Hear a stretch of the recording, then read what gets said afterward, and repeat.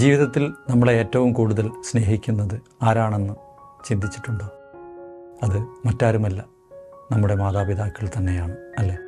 എന്നാൽ അവർ നൽകുന്ന സ്നേഹത്തിൻ്റെ 10 പോലും മക്കൾക്ക് തിരിച്ചു നൽകാൻ കഴിയാറില്ല എന്നുള്ളതാണ് സത്യം. അത് മക്കൾക്ക് സ്നേഹമില്ലാഞ്ഞിട്ടല്ല, മാതാപിതാക്കളുടെ സ്നേഹം അത്രയും ആഴത്തിലുള്ളതായതുകൊണ്ടാണ്. നമ്മളെ ഒരുപാട് ചേർത്ത് പിടിച്ച് ഒരുപാട് ഉമ്മകൾ തന്നിട്ടുണ്ട് നമ്മുടെ മാതാപിതാക്കൾ, അല്ലേ?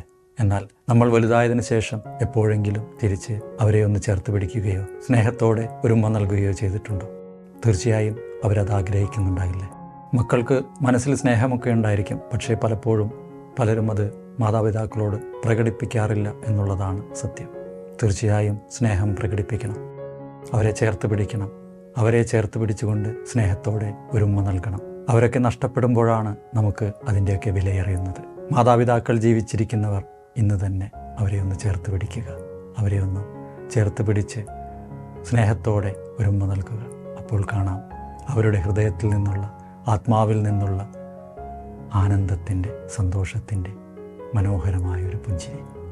തീർച്ചയായും അത് അവരിൽ നിന്നുള്ള ഒരു അനുഗ്രഹം കൂടിയാണ്. എല്ലാവർക്കും നന്മകൾ മാത്രമുണ്ടാകട്ടെ.